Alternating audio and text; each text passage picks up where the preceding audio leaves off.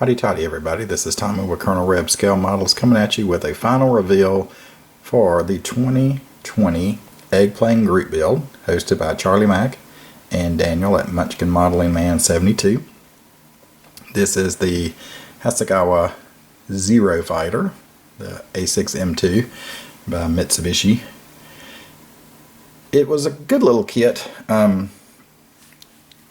It had a couple of issues, but nothing really bad. I have not glued this on. I was going to fabricate some type of a pilot, and I might still do that. But I just wanted to get this revealed, posted, and move on. I may come back to that, but I'll probably go back and glue it later. But it's a good kit. I think it went together a little better than the Warhawk does. I didn't really take care of that big seam that you can see right down the egg. But other than that, I mean, as far as decals go, these decals were fine. There's no real issues with them. Of course, like with the Warhawk, with the shark teeth, it was the contour that gets you. But these are pretty flat areas. Those are tiny. Everything's set pretty well. I mean, just a matter of getting it glossed and then doing your micro saw over them. They did really well. They also included decals for the propeller, so you see both of those are decals on each of the blades. Those were a little tedious because they're just so small, but I wanted to go ahead and use them since they were in the kit. Now, one thing I didn't realize, but I went and painted the yellow part of the leading edge of the wing, although the kit does come with yellow decals that will go over the top and the bottom, but I taped it off and painted it, and then realized, well, they had decals for it, but I'm probably better off because I don't know how well those decals would have fit. But overall, as far as the decals go, they are a little thick, but they seem to lay down really well. Like I said, the micro saw does a lot to help with that. These two were a little bit long based on the paint line that the instructions show, but overall I thought they did well. These are two-piece, so you put the white roundel first and then you put the red dot after. That was a little, just more that you have to do, but it turns out really well. I decanted some of the paint, the Krylon Max, the green paint, and hand brushed the canopy.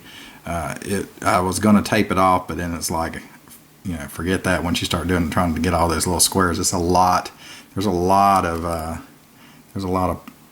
panels there, so I just taped it off and painted it by hand, and that worked pretty well. It wasn't as bad as I thought, because this paint being thin, it kind of flowed in with the raised edges of the canopy frame. So got her painted finally. Took a while, but just didn't a lot of times just get to work on it. So I put flat coat on it. I left the cowling and the propeller like a satin coat, and then the propeller I think might even be gloss. But these are fun little kits. I mean, if you haven't done one, you really should. Definitely looking forward to next year's, because I think I'm going to build another enemy of the Zero, probably the Corsair. And then what I think I'll do in the future is I'm going to do a base that has the Zero and the Warhawk, the one I did for last year's egg group build, and I'll do, I guess, a final reveal on it and kind of go over the errors and stuff that I had on that one, but put them both on the same base and have some type of a little special base for them to sit on, since they were obviously mortal enemies over China during the war. But it's a great little group build. The only snafu I had with the decals was here when I put the white one on, and then I was pushing it around somehow.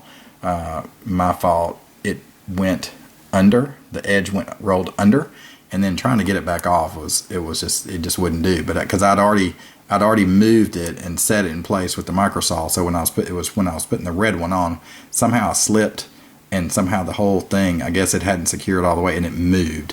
And so then trying to move it back, I didn't want to tear it, so I just kind of left it. But other than that, everything went fine. I didn't weather it at all. I might go back and do that. Just some dusting and stuff like that. Nothing major, because there's not really a lot of panel line detail in it. You can see, not like some of the other kits. But there she is. She's done, and I should have my appreciation, the desert camo Warhawk for Ron Stewart. I should have it done and finished by the weekend and something posted, and then I'll get to work finishing up the little Tiger Warhawk with the Buddy Build with Papa Dan. So anyway, so again, thanks to Charlie and Daniel for hosting one of my favorite group builds of the year to definitely get in on. It's just fun to do these little planes, and they look really cool. So there she is. There's the Zero, and I hope everybody out there is staying safe. Y'all have a good weekend, and as always, howdy toddy and God bless.